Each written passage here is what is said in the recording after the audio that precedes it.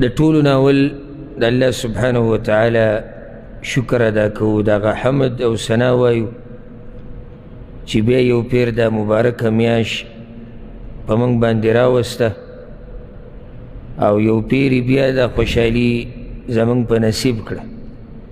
الله سبحانه وتعالی دې موږ له په دې میاشت کې د الله د راضي کولو طاقت راکړي او الله دې موږ له د عباداتو طاقت راکړي.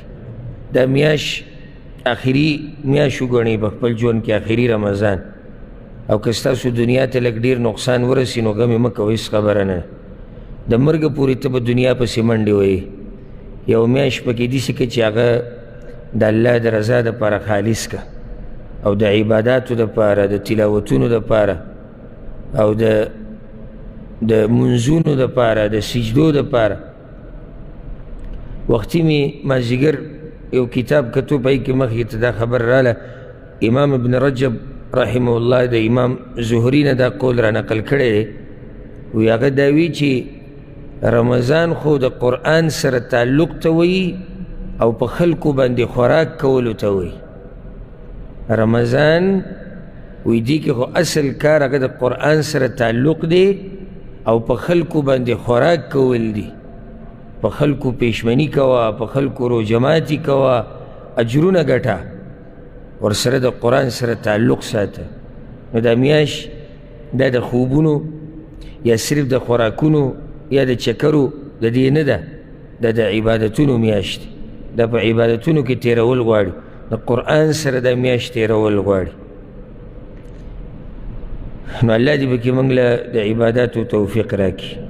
سورة آل عمران 102 نمبر آیت ته رسېدلي. اخرنی آیتونو کې الله سبحانه وتعالی د اهل کتابو تذکره وکړه، هغوی ته یې زورنه ورکړه. بیا یې مسلمانانو ته نصیحت وکړو چې تاسو به د اهل کتابو په لار باندې نه ځئ، د هغوی اطاعت به نه کوئ. هسې دا فایده د قرآن د یادولو او د زده کولو او د ترجمې او د تفسیر کیدای شي تاسو ته محسوسه شوي، ګمان به د باندې ښه کوو چې ما اوس په دې تراو کې کوم قرآن ووایي نو ته به څه نه څه پوه شوی چې دا خبره د څه روانه ده او څه مبارک یې نه ده.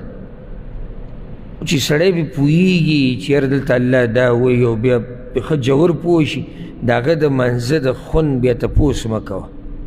او ځکه خو هغه کس جاړي په منځه کې چې د الله په کلام باندې پوهېږي. د الله په کلام چې نه پوهېږي کیدای شي دی وجاړي، یعنی یو ایمانی کیفیت به جوړ شي و به جاړي، یا به د دې امام د جړا د لاسه وجاړي، یا به د دې خلکو د جړاګانو د جړا د لاسه وجاړي. خو ګوره دی نور پوه نه وي په دې باندې چې د امام ولې جاړي یا الله څه وایي او څه نه وایي، په دې نه وي پوه. دی خو یو کیفیت ایمانی داسې جوړ شي، یو موسم داسې روحاني او ایمانی جوړ شي چې دله پکې څه ورشي، جړا ورشي. نو ګوره دی پوه نه وي د الله په کلام باندې چې الله څه وایي.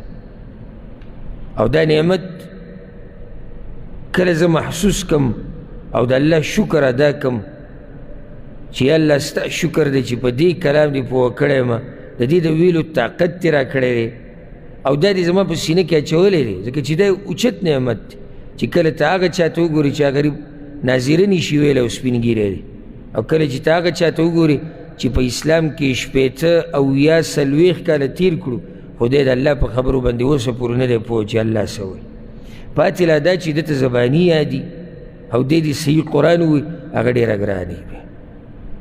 نو دا معمولي نعمت مه ګڼئ چې الله کوم تاسو ته نصیب کو او هغه د قرآن زده کول.